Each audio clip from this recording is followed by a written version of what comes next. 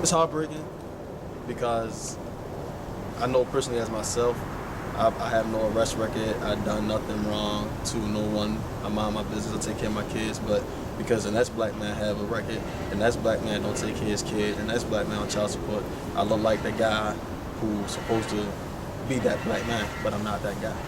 In the most generic sense, like society sees us as a group and doesn't make any, doesn't discern any differences between us.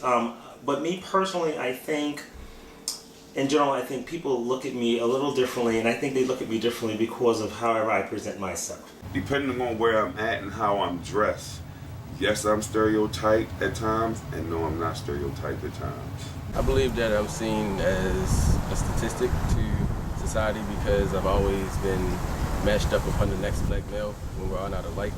I mean, it's just like every race, we all have our bad apples, and then, as going far back as back in the day, we was always treated indifferently. So I believe that I am seen as a number and not a human. But I believe that if we all just, got along and stuck to our own lives, then we would all get together perfectly fine. In my line of work, I'm a substance abuse counselor, and it's a plus because there's not a lot of black men with degrees that's going into the field that I'm going into. So it's a plus. If I was to try to get a job in some place like a clothing store, like Abercrombie and Abercrombie and Fitch, no, wouldn't have a chance. I was coming home, I was right in the back of my house where they pulled me over for air freshener and said that it was obstructing my view, which was bogus, but that was just a way to stereotype me. They was trying to figure out where I was going, what I was doing, which was none of their concern because I was going home. And they held me there for about an hour and then let me go. Just recently I had an incident. I was getting off of work. I was walking down North Avenue. I went to Subway. I got a Subway sub.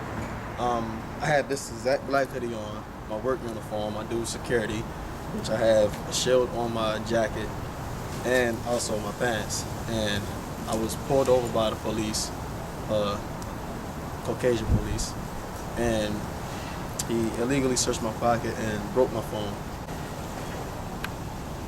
Wow. I mean, why did he say he stopped you?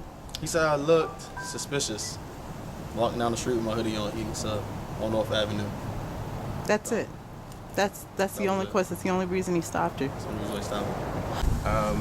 I had been talking about the police before, and it was actually right in front of my house. I was talking to my homeboy about a clothing line. We sit in the car, and actually this building right here, it was some Caucasians in this building that live in this building here. They called the police on us and said we looked suspicious in the car. And that was it. But we were just talking about our clothing line. You were just sitting in the car? Yes. Talking about these hats right here on my head. And somebody said, let's see your hats. Did you design that yourself? This is a prototype. It's not fully finished yet. Oh, that's beautiful. Yeah, that's a clothing line. Talented designer.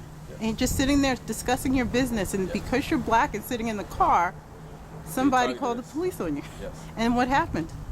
They said we looked suspicious in the car. Someone called the cops on us, and we didn't know why, so we asked them. They said we looked suspicious in the car talking about anything. We were sitting there for a certain amount of time, but as a business, we didn't know where else to go. We were just in the car. And they pulled us over. He gave me a little note saying that there's a warning for sitting in front of my house talking about clothing line.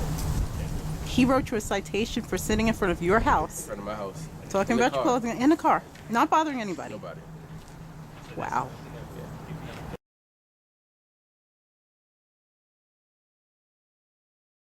Honestly, I am a peaceful black male, and I just would rather everybody live peacefully and live down life. I mean, it's not that hard to me, and I feel like everybody should be treated equally because everybody's their own person. I have set a program up at Frederick Douglass Senior High School entitled Visions, which is a program for students to bridge them from high school to college. Also to look into themselves and see who they are instead of how others want to view them. I'm not a person that cares a lot about what people think about me. So I'm really not careful to make a particular impression one way or the other.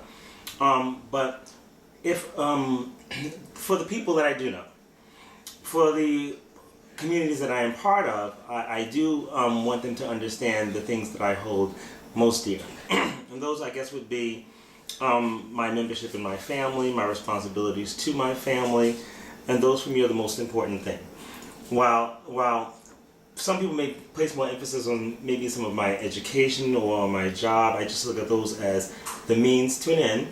The end being able to be productive in society, and productive in society in as much as it facilitates my ability to support my family. I'm fun, athletic, and smart. I like to play basketball and football, and I like sports, and I like to watch football all day. Yeah, definitely a role model, inspiration to a lot of people. I am very dedicated to what I do. I love what I do. So very knowledgeable, you know, very aware of things, and just, you know, a big source of help to a lot of people. It's a lot of people that need help out here, and it's a lot of men who are willing to step up and help, you know. So I think I'm a big help. I would say I'm a human being. I make mistakes. I'm a father, but first I'm a child of God, and that's who I'll always be.